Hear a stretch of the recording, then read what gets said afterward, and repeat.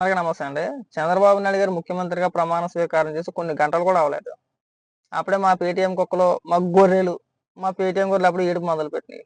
అందులో ముఖ్యంగా మా నాగార్జున అమ్మగాడు. ఈడు ఈడి ఏడుపు వర్ణాతీతం అన్నమాట. ఈడు మామూలుగా ఏడవట్ల. అప్పుడు ఈడు ఏడుపు ఏంటంటే అప్పుడు ఒక పోస్ట్ చేసి ట్విట్టర్‌లో ఏంటంటే చంద్రబాబు నాయుడు గారు ఎన్నికల సమయంలో మీరు మెగా డీఎస్సీ పైన అంటే మొదటి సంతకం మెగా డీఎస్సీ పైన పెడతానన్నారు కదా! ఎందుకు పెట్టలేదు? అని అప్పుడు ఈడు ఒక పోస్ట్ చేసేసాడు. ఒరేయ్ గొర్రె! చంద్రబాబు నాయుడు గారు ఆ ఫైల్ మీద కాకుండా ముఖ్యమంత్రి హోదాలో ఇంకేదైనా ఫైల్ మీద సంతకం పెట్టాడేంట్రా ఆయన? లేదు కదా! మరి ఎందుకంత తొందర నీకు? కాస్త ఆపుకోరా, షుగర్ ఉన్నట్టుంది నీకు. మరీ అంత తొందర పని చేయదు. చంద్రబాబు నాయుడు గారు మెగా డిఎస్సి తొలి సంతకం ఆ ఫైల్ మీదే పెడతానని చెప్పేసి అని అన్నాడు ఆయన కదా! అది కాకుండా తొలి సంతకం ఇంకొక ఫైల్ మీద పెట్టారనుకో ఆయన, అప్పుడు నువ్వు అడగాలి. ఏమంటే చంద్రబాబు నాయుడు గారు ఎన్నికల సమయంలో మీరు ఇలా అడిగారు కదా! ఇలా చెప్పారు కదా! సారీ అడిగారన్నాను. ఇలా చెప్పారు కదా! మరి ఇప్పుడు ఎందుకు మాట తప్పారు అన్నప్పుడు అడిగితే బాగుంటది. ప్రమాణ స్వీకారం మాత్రమే చేశారు ఆయన. అవునా? ముఖ్యమంత్రి కార్యాలయానికి వెళ్ళా ఇంకాను. వెళ్ళి ఆ ఛాంబర్‌లో కూర్చోలే ఇంకా. ఆయన ముఖ్యమంత్రి హోదాలో ఏ ఫైల్ మీద సంతకం పెట్టినా ఖచ్చితంగా ముఖ్యమంత్రి కార్యాలయంలో ఆయన ఖచ్చితంగా పెడతాడు. లేదంటే రాజశేఖర రెడ్డి లాగా, లేదంటే జగన్మోహన్ రెడ్డి లాగా ఒక డమ్మీ ఫైల్ ఒకటి తీసుకొచ్చేసి ప్రమాణ స్వీకారం చేసేయగానే నేను సంతకం పెట్టేస్తానని చెప్పేసి ఒక డమ్మీ ఫైల్ మీద సంతకం పెట్టేసి ఇదిగో నేను చేసేసానని చెప్పి సొల్లు చెప్తారనుకుంటున్నావు ఏంటి? ఏరా ఆ మాత్రం తెలీదా నీకు? తెలుసా తెలీదా? కంగారు పడమాకండ్రా. ఇంకా ఏ ఫైల్ మీద సంతకం పెట్టలేదు ఆయన. అప్పుడే మాట తప్పారు, మడం తిప్పేసారు. అప్పుడు ఏడుపులు మొదలు పెట్టేశారు. అప్పుడే మళ్ళీ పేటీఎం బుద్ధులు ఎక్కడికి పోవు మనకి. నీ విష ప్రచారం తప్పితే ఏమీ లేదురా. అది కాకుండా ఇంకొక ఫైల్ మీద సంతకం పెడితే మీరు అడిగినా కానీ ఒక పద్ధతి ఉంటుంది. అన్నిటికీ తొందరే. అవునా? కంగారు ఎందుకురా, అంత తొందర ఎందుకురా? కొన్ని గంటలు కూడా అవ్వలేదు. ఇవాళ ఉదయమే కదా ప్రమాణ స్వీకారం చేసింది. ఖచ్చితంగా మొదటి సంతకం మెగా డిఎస్సీ పైనే పెడతారు. నువ్వేం బాధపడవు మాకు. నువ్వు ఇంకా కొంతమంది ఉన్నారు. అనితారెడ్డి బుజ్జి కానీ, లేదంటే సాక్షిలో ఉన్న కొంతమంది మేధావులు కానీ, మేధావులు కాదురా నాయన, మేధావులు అనాలని. పేరేదో ఉంది, ఏదో ప్రొఫెసర్ అంట. మా ప్రొఫెసర్ నాగేశ్వరరావు కాదులే. నాగేశ్వర్ కాదు, ఇంకో ప్రొఫెసర్ అంట. మరి ఆయన ప్రొఫెసర్ ఎట్టాగయ్యాడు మాకు అర్థం కావట్లేదు అయ్యా. ఆ సగం సగం బుర్రలు వేసుకొని మీరు మేధావులు ఎట్టాగయ్యారో, మీరు ఎమ్మెల్యేగా అభ్యర్థులుగా ఎలా నించుంటున్నారో, మీరు టీవీ డిబేట్లకు వచ్చి ఎలా మాట్లాడుతున్నారో మాకు అర్థం కావట్లా. ఇంకా అరాకొరా తెలుసుకున్న మేమే ఏది పడితే అది మాట్లాడాలంటే ఏది మాట్లాడాలన్నా సరే తెలిసిన వ్యక్తులు ఫోన్ చేసి ఇగో నాకు ఈ సబ్జెక్ట్ మీద కొంచెం డౌట్ ఉంది నాకు, పలానా వ్యక్తి ఇలా మాట్లాడాడు, దాని గురించి ఏం చెప్పాలి, అది కరెక్టా కాదా అని చెప్పేసి అని మాకు తెలియకపోతే పక్కన అడిగి తెలుసుకుంటాం మేము. మీరు మరీ గొర్రెలు.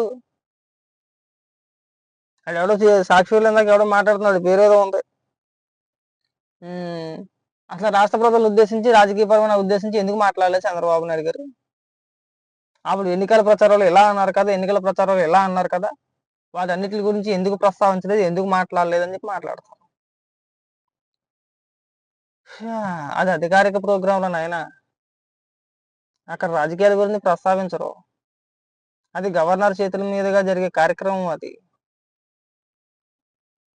ఆయన ఉన్న సభలో కావచ్చు, లేదంటే ఆయన ఉన్న కార్యక్రమంలో కావచ్చు, రాజకీయాల గురించి మాట్లాడరు. నాకున్న పరిజ్ఞానంలో, నాకు తెలిసింది కొద్దో గొప్ప అయినా సరే, నాకు తెలిసిన మటుకి ఆయన ఉన్న కార్యక్రమంలో కావచ్చు, లేదంటే ఆయన చేతుల మీదుగా జరిగే కార్యక్రమం కావచ్చు, అప్పుడు రాజకీయాల గురించి ప్రస్తావించరు, రాజకీయాల గురించి మాట్లాడరు. అది మీరు ఎట్టా మాట్లాడుతున్నారో, లేదంటే నాకు తెలియదో నాకు అర్థం కావట్లా. కొద్దిగా ఆపుకోండిరా, కొద్దిగా ఇవాళ కదా ప్రమాణ స్వీకారం చేసింది. మొదటి సంతకం ఖచ్చితంగా మెగా డిఎస్సీ పైన ఉంటది. ఎందుకంటే ఆవేశం. సాయంత్రం ఎప్పుడో మా కాశ్మీర్ బెహద్ వచ్చేస్తాడు. ఎందుకు ఏమైందో రావట్లే ఈ మధ్యన. బాగా హర్ట్ అయినట్టున్నాడు. లేదా తిడుతున్నారనో కానీ గత వారం రోజులు బట్టి కూడా ఎక్కడా కూడా ఒక విశ్లేషణ కూడా చేయలేవాడు ఆయన. ఒక్కటంటే ఒక్కట్లేదు. సినిమా అయిపోయింది. ఎన్నికల ముందు వరకు కూడా రోజు ఇంచుమించు ఒక 4-5 ఛానల్స్ లో కూర్చొని డిబేట్లు చేసేవాడు. ఇవాళ ఒక్క ఛానల్ కూడా పిలవట్ల. ఎందుకు? నమ్మకాలు లేవు. ఏం చెప్పినా కానీ సొల్లు మాటలు మాట్లాడతాడు, పనికి మాలిన మాటలు మాట్లాడతాడు, ఉపయోగం లేని మాటలు మాట్లాడతాడు అనే స్థాయికి వస్తాడు, అనే పేరు వచ్చింది. ఉడి కేకేట్లే కనే కనబడట్లేదు. ఇంకొక ఆయన ఉన్నాడు, ఆయన పేరు ఏం పేరు, తెలకపల్లి రవి. ఆయన పక్కకు పోయాడు. ఎవరైతే విషం జిమ్మారో, ఎవరైతే జగన్మోహన్ రెడ్డికి బాకాలు ఊదారో వాళ్ళకున్న పేరు కోల్పోయారు అంతే. ఇవాళ ఏమైంది? కనీసం మీడియా ముందుకు వచ్చి మాట్లాడడం తుప్పుకు ఉమ్మేస్తున్నారు. జగన్మోహన్ దాకా ఈశ్వర్ అట్టగా మాట్లాడాడు.